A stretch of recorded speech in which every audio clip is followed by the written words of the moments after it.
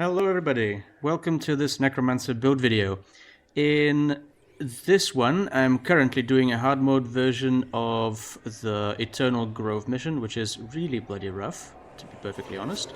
And I'm going to try to show you how the build works and how I'm utilizing it. You can see in the top left part of the screen that we have already achieved a decent amount of damage.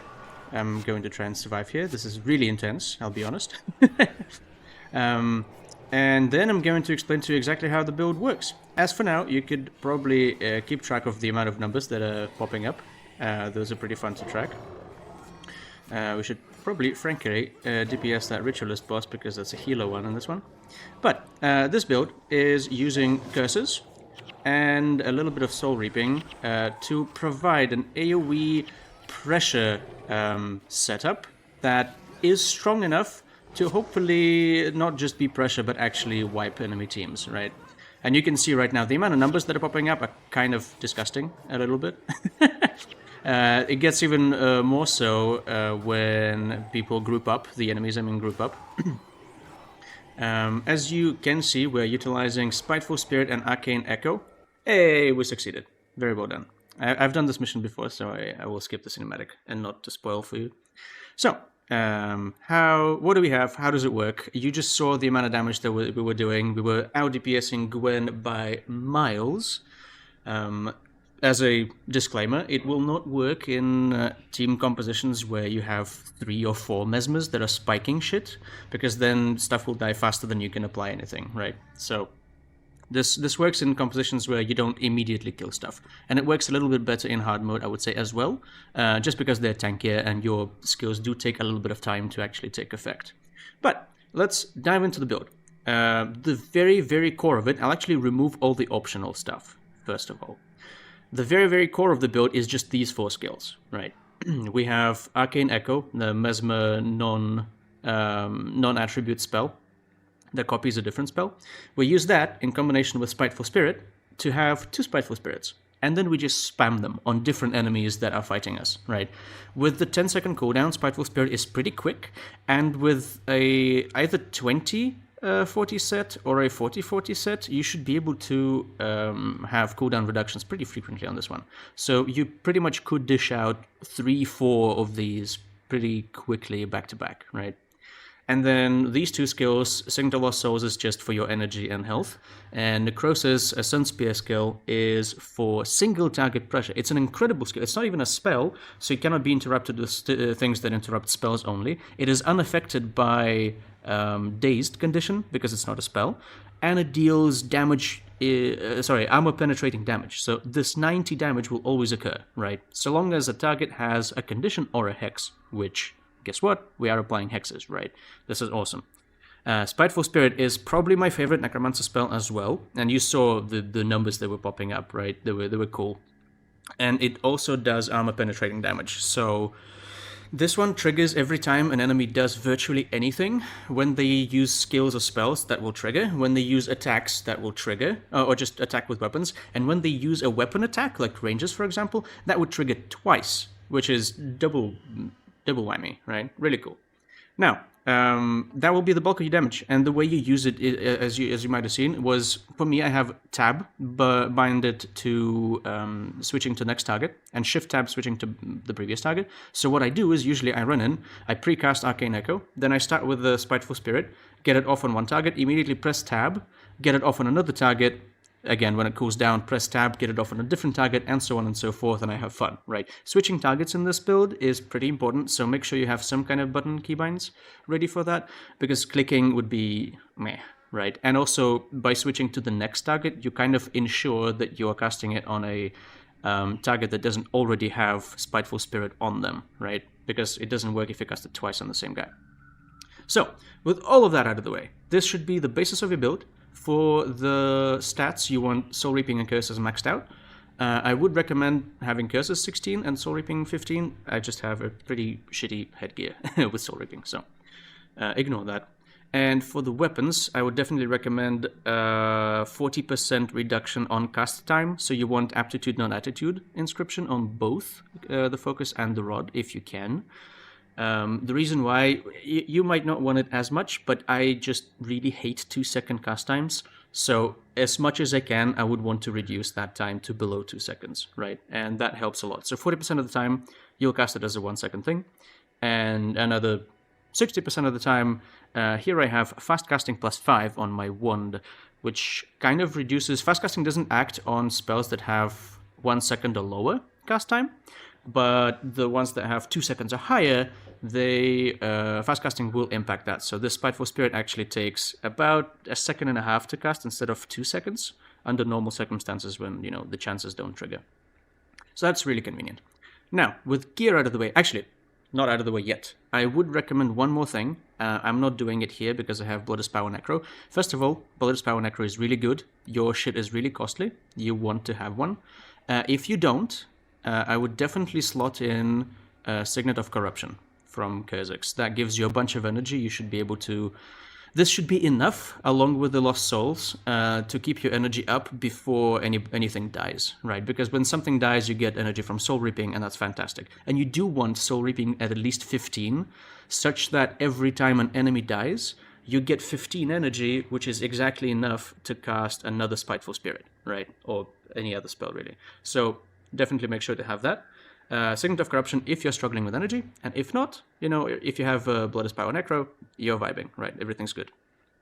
And one more thing I would recommend in terms of gear, try to get at least 45 energy as your starting kit, just because, or at least like 42, like what I have here is pretty decent, right? Around 40 plus, because starting a fight with Arcane Echo takes 15 energy, plus 15 on the Spiteful Spirit, plus another 15 on the copied Spiteful Spirit, which sums up to 45. So if you have around that amount of energy, you should be fine doing your initial spike, right? Initial curse application. All right. With that out of the way, let's talk about I'd say the default setup that I have and the options that you have. Personal recommendation. Definitely run one of these, Defile Enchantments or Desecrate Enchantments.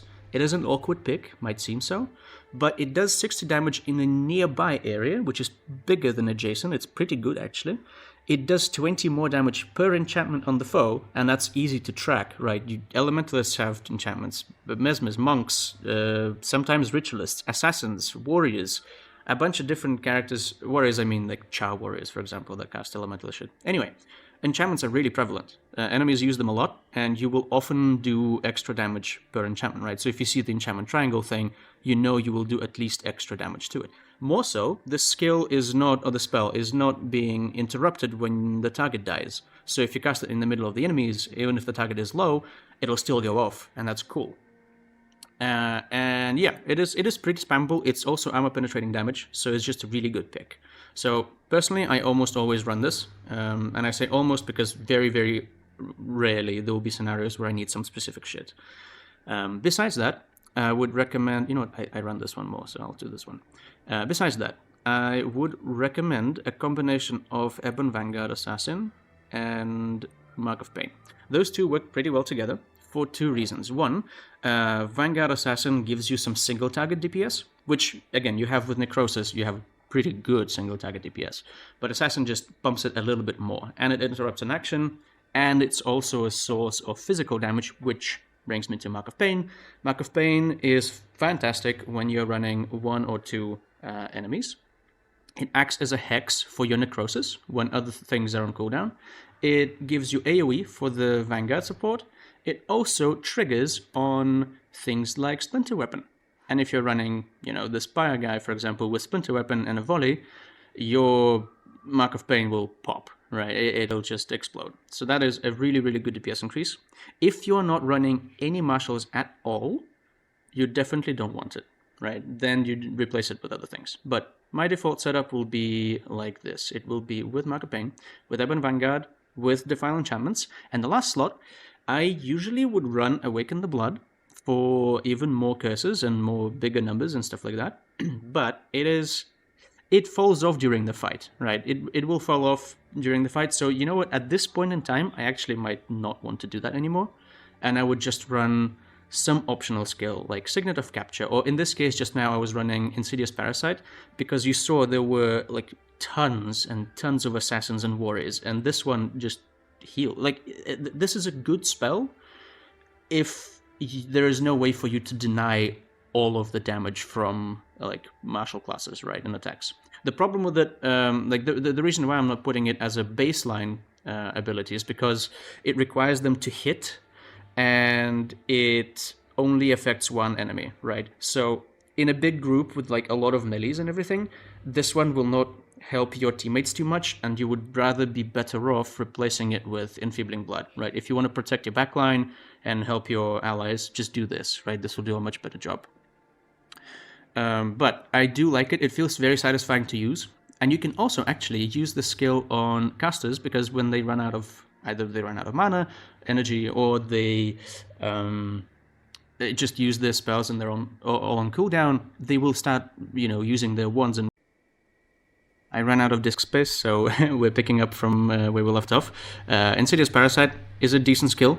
It is not a be-all and all, right? So, other options include, as I mentioned, Enfeebling Blood, really good for defense. Faint-heartedness is decent, but not superb. Also, actually, about Insidious Parasite, if you're going against a boss, especially if it's not a spellcasting boss, right? And especially if you're going against like a campaign boss, this is incredible. In combination with Spiteful Spirit, these two will melt things, right? Fantastic picks. And instead of Mark of Pain, in that case, I would also probably pick Barbs, right, against single targets. You could also run Suffering if you want to apply AoE hexes so you can spam Necrosis on everything, because Suffering has a pretty wide AoE. If you're running, you have access to the entirety of Curses. Curses are probably the strongest spec of Necromancers, so there's plenty of opportunities and things to do. Parasitic Bond will heal you a bunch. Decent pick. Not my favorite. I prefer more damage. Chillblains is decent. Chillblains also poisons you if you read the Grey Thing, which synergizes with Angorodon's Gaze from Soul Reaping. So what you can do is you can run Chillblains that takes a shit ton of energy, but it removes enchantments. In that, with Chillblains, by the way, do not pick Defile Enchantments, because Defile Enchantments don't remove enchantments and they just do more damage, but Chillblains does. So I would run it like this, probably. Chillblains plus Angorodons, like that. Maybe even Signet of Corruption for energy maintenance. Chillblains, the advantage of it is that it's a very big AoE. It hits things in the area, which is the third tier of range, right? It's like a big spread. But it takes a shit ton of energy to cast, so yeah, a bit rough. You can also try running Cryopain if you want to spec into Mesmer a little bit more. If you like run Illusion Magic or something, or if you just have a bunch of different Mesmers, casting Panic and whatnot, you could try Cryopain, but it's not very reliable. I wouldn't recommend it, per se. You could run Weaken Armor if you don't have any sources of cracked armor in the party. I probably would not recommend running Soul Barbs, just because spamming hexes... You don't spam hexes on the same target, right? You spam hexes on different targets, and this would not help with that much. Soul Barbs is kind of an underwhelming spell in that sense. And I think that's about it, really. There are also things against, shouts and anthems and all that stuff. You could do that, but that would be my pick. So, back to the recommended setup. I would definitely suggest that you tried this, right? Boom, boom, boom. Here, and Mark of Pain. If you don't have Vanguard Assassin support, I would replace that with Desecrate Enchantments. Basically the same copy, the copy of the same spell as Defile Enchantments, right? They do the same thing, you can just spam them. It's really, really honestly decent AoE damage. So yeah, I hope you enjoy. I will make sooner or later another Necro build. That one will focus on death magic. I'm personally not a big fan of minions, but there are some really powerful minion synergies and some potential for like elemental damage spikes. So I'll play around with that a little bit more and maybe let you know later. But thank you. I hope you have a good one. See ya.